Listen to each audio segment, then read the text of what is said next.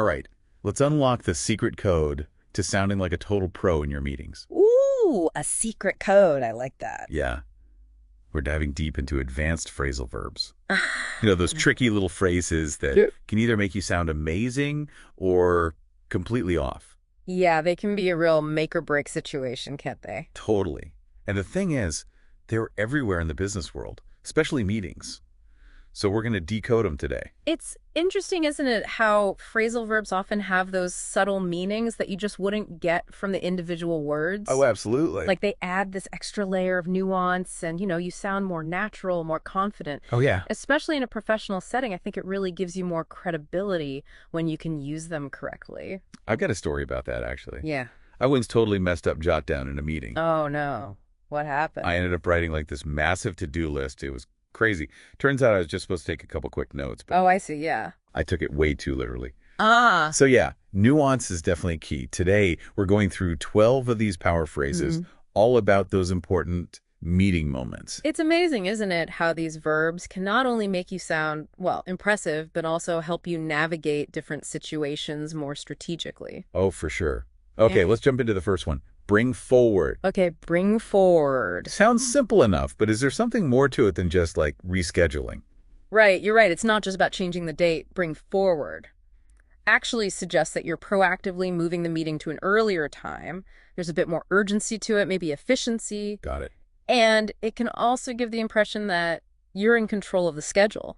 Ah, I see. A bit more oomph than a simple, let's move the meeting. Exactly. So it's like, I'm on top of things. I value everyone's time. Bring forward is the way to go. That's the idea. Now, what about when you just have to cancel altogether? What's the pro move there? Okay, well, instead of just saying cancel, which can sound a bit, I don't know, abrupt, we have the phrasal verb call off. Call off the meeting. Call off. It just adds a touch more formality, and it suggests that something unexpected came up. Right, right. It wasn't just a random change of mind. So call off is the diplomatic way to break the bad news, like, sorry, but things happen,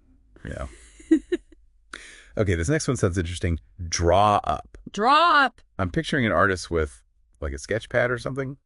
I see your point. But in meetings, draw up has a much more, shall we say, official meaning. Okay, so not just doodling. Definitely not. Think legal documents, contracts, proposals, anything that needs to sound, important and formal. Oh, so it's about creating something binding, official, the real deal. Precisely. It elevates the language, right? Emphasizes the significance of the document being created. I like it.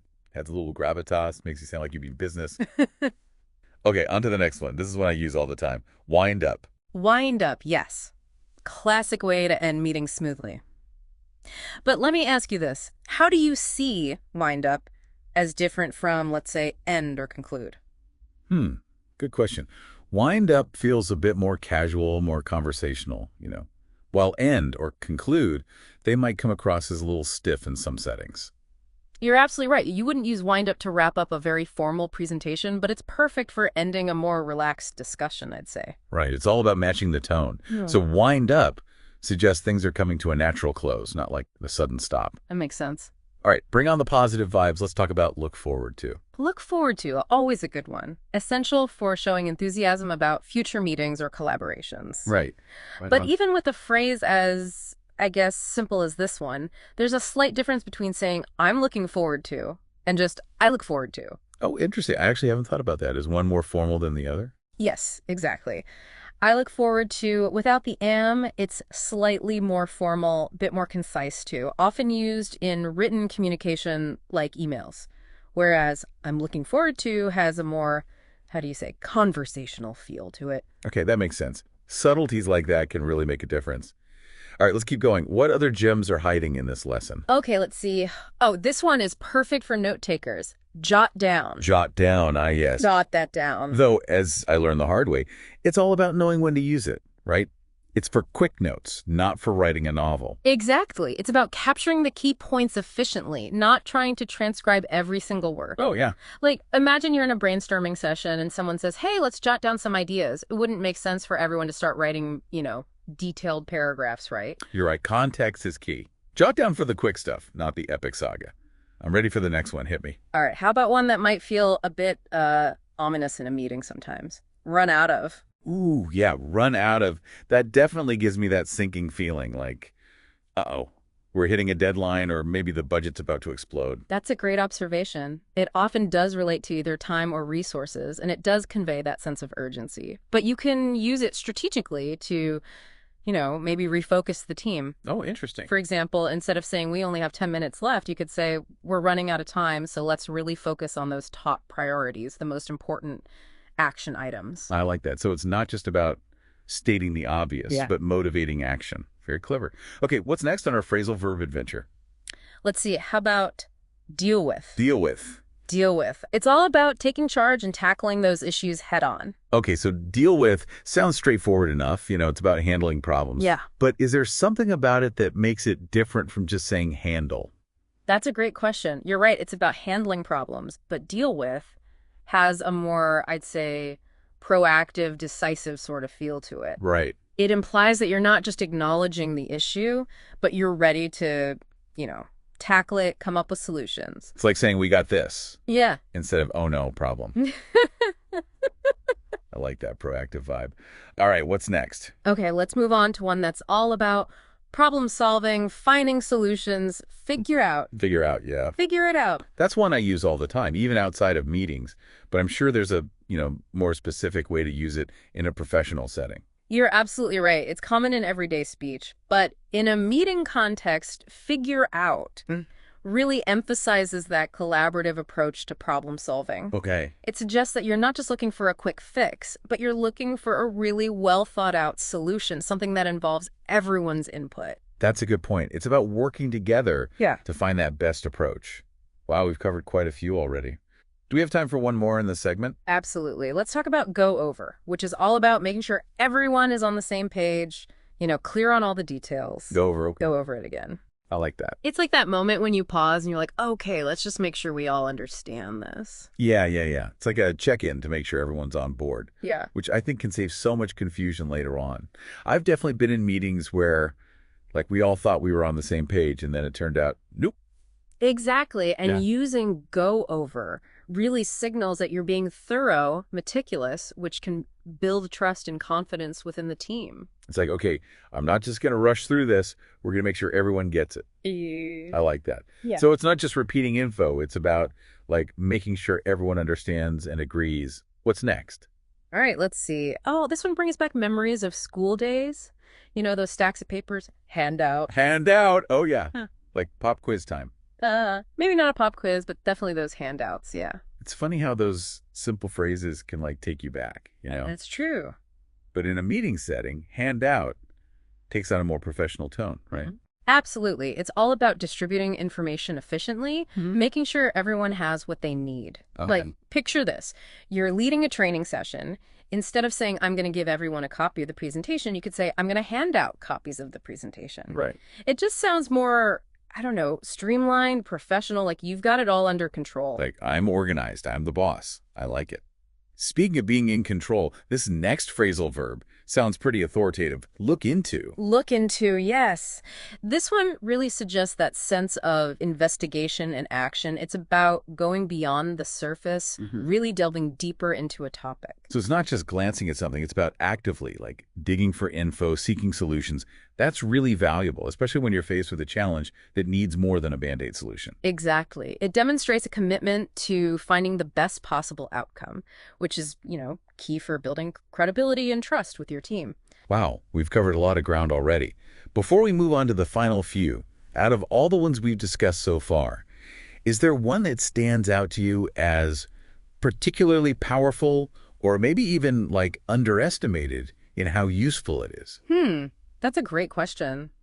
I think one that often flies under the radar is run out of. It's not just about stating a lack of something, but it's about using that limitation as, a springboard for action. Right. It can really shift the energy of a meeting, create a sense of urgency without being too pushy. That's a great point, actually. Sometimes I think we overlook those simpler phrases, but they can be so effective when used strategically. Absolutely. All right, let's tackle these last few phrasal verbs and see what other hidden gems we can find. What's next? Okay, we've got point out. Point out. Okay. Point that out. That one sounds pretty straightforward, like you're highlighting something specific, right? Is there something more to it than just saying mention, though? You're right, it seems simple, but the key with point out is that you're directing attention to something important, noteworthy. It's not just casually mentioning a fact, it's about emphasizing why it matters. So it's like, hey, pay attention to this. It's crucial to what we're discussing. Makes sense. Exactly. Being deliberate with your language, making sure your message hits home. Okay, on to the next one. Let's see. Put off. Oh, this is a classic. Maybe not for the best reasons, though. You're right. Put off often gets associated with procrastination, right? Yeah. But when used correctly, it can be really valuable for, managing expectations and prioritizing tasks. So it's all about being strategic with those delays, not just avoiding something, but like thoughtfully deciding to address it later. Exactly. Which, in a meeting where you need to focus on the most pressing issues first, that could be a good move. Precisely. Being transparent about your reasoning, clearly communicating that revised timeline, that's what matters. That's great. I'm already thinking about how I can use these phrasal verbs more effectively. Okay, what's next? All right, we have rule out. Rule out. Okay. Rule it out. That one sounds pretty definitive, doesn't it? Yeah, like when you're making a decision and you're like, okay, these options are off the table. Exactly. It's about narrowing down the possibilities and focusing on the most viable solutions. Got it. Imagine you're brainstorming and someone suggests something that's, completely unrealistic. Instead of just saying, no, that won't work, you could say, I think we can rule that option out for now. Ah, that's much better. Right. It sounds more diplomatic, less dismissive, which is important for maintaining a positive and collaborative environment. Okay, we're down to our last two phrasal verbs for this deep dive. What's next? Let's explore sort out, which is all about, tackling those tricky situations, those sticky problems, and finding solutions. Sort out. Okay, that one feels very action-oriented, like rolling up your sleeves, time to get things done. You're right. It does convey that sense of action resolution. The key difference is that sort out often suggests a more complex or challenging problem, something that needs a really systematic approach to unravel. So it's not just finding a quick answer, it's breaking it down, working through it strategically. I like it. Yeah. All right, we've made it the final phrasal verb. Drum roll, please. And it is take on, all about embracing challenges, taking ownership. Take on. Ooh, that sounds powerful, like you're stepping up and say, I got this. Exactly. It conveys confidence, willingness to tackle a task or project head on. Like imagine your boss presents a new initiative, something that seems a bit daunting. Instead of hesitating, you could say, I'm happy to take that on. Oh, I love that. Bold move. Yeah. But it shows you're not afraid of a challenge and that you're ready to contribute. I like it. Wow. We've covered so much ground. 12 powerful phrasal verbs. It's amazing how these small phrases can really make a difference in meetings. I feel like I've gained this whole new awareness of how those subtle phrases can really make a difference, shape the tone, make your communication more effective in those meeting moments. It's true. What's fascinating to me is how they often capture a sense of action or a process that you wouldn't get with just a single verb. Right. They make your language more dynamic, more lively. I'm already thinking about how I can slip these into my next meeting. But before we wrap up this deep dive, I'm curious, are there any other phrasal verbs that you find particularly useful in the workplace? Maybe some that are, tricky to master? Ooh, tricky ones. Let me see. One that comes to mind is touch base. Oh, touch base, yeah. It's everywhere, especially in business, right? But it can be so vague sometimes, I almost feel like it's overused, like it's lost a bit of its impact. I know exactly what you mean. It's that catch-all phrase for any kind of check-in, but it doesn't always have a clear purpose. So how can we use touch base more effectively, without sounding too casual or generic? I think being specific is key. Instead of let's touch base next week, try let's touch base next week to go over those marketing campaign results. Oh, I see what you mean. Adding that extra context, clarifying the intention, makes the follow-up much more productive. Touch base, check. Any other phrasal verbs on your radar that you find either intriguing or challenging? Another one I find interesting is iron out. It's often used for, resolving conflicts or disagreements, but I think it works well for, finalizing plans, getting those details sorted. Iron out. Well, I like that.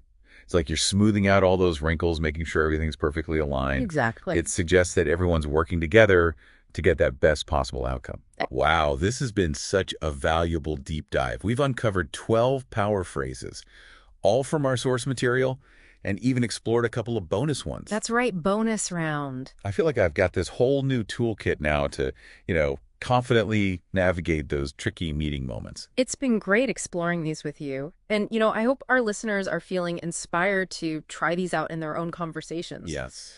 Remember, language is all about practice and a little bit of experimentation, right? Don't be afraid to, test these phrasal verbs out. Sure. See how they feel in different situations. And hey, even if you, stumble a bit, just laugh it off and keep going. Exactly. We all make mistakes. We're all learning. Even the pros. Yeah. To all our awesome listeners out there, thanks for joining us on this deep dive into the world of advanced phrasal verbs for meetings. Yes, thanks for listening. We hope you learned something new today and are feeling ready to, level up your communication skills. And remember, this is just the beginning. There's a whole world of language to explore. Absolutely. Keep learning, keep practicing, and most importantly, have fun with it. Until next time, happy meeting.